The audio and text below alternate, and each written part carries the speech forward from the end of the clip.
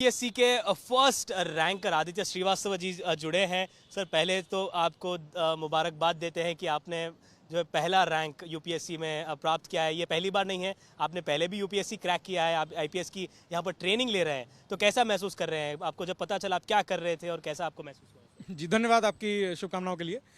उस वक्त मैं अपने रूम पे ही था क्योंकि मैं जस्ट अपने एग्ज़ाम देके वापस आया था और क्योंकि जिस तरह का पिछले 2 साल का ट्रेंड रहा है तो इसी दौरान एक्सपेक्टेशन भी थी कि उसी के आसपास रिज़ल्ट आना चाहिए, तो मैं वेट कर रहा था रिज़ल्ट का।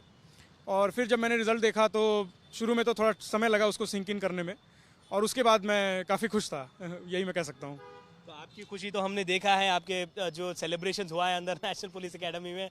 तो आपका क्या आगे का क्या कार्यकाल होगा? घर जाएंगे वापस? क्या सेलिब्रेशन होगा? क्या आपका आगे का प्लान है अभी? जी, अभी हमारी छुट्टियाँ शुरू होंगी तो उसमें मैं घर जाऊँगा, और सेलिब्रेशन तो ऐसा कुछ नहीं, मेन परिवार से मिलना इम्पोर्टेंट है इस वक्त, और उनके साथ मिल करके जो भी डिनर या सेलिब्रेशन होगा वो किया जाएगा। तो इस सफ़र में आप किस किस को अपना क्रेडिट देना चाहते हैं, और इस सफ़र में आपने किस तरीके का हार्ड वर्क किया, क्या क्या किया जिसकी वजह से आपको ये मुकाम प्राप्त हुआ? आप इस बारे में बताइए। जी, सबसे बड़ा श्रेय तो मेरे पेरेंट्स को जाता है, और उसके बाद फिर मेरे जितने मेंटर्स रहे हैं, टीचर्स, सीनियर्स और इवन जो रिलेटिव्स ने मेरे को खासा मदद की, मेन क्रेडिट उनको जाता है।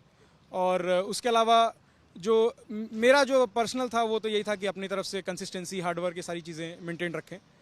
तो यही मैं कहना चाहूँगा इस विषय में।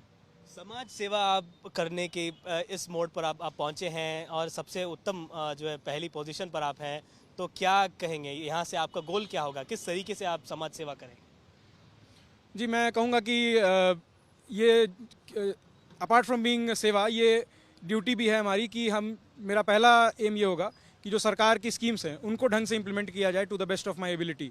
उसके बाद यदि मौका मिलता है पब्लिक पॉलिसी फॉर्मुलेशन में, तो मैं डेफिनेटली काम करना चाहूँगा बच्चों के वेलफेयर के लिए और हेल्थ एंड एजुकेशन के लिए।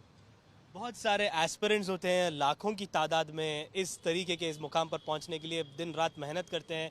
उनको क्या कहना चाहेंगे इस सफ़र पर पहुंचने के लिए? ये पहली बार आप नहीं पहुंचे यहाँ पर, पहले भी आपने क्रैक किया है, तो आपके पास तो बहुत ज़्यादा एक्सपीरियंस होगा। कैसे बांटना चाहेंगे, क्या कहना चाहेंगे?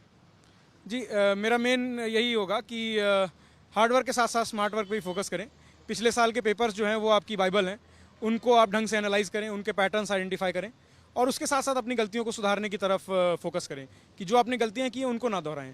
इस तरह से आई थिंक कि मेरा भी बेड़ा पार लगा है और सबको ही लगा सकता है। धन्यवाद हमसे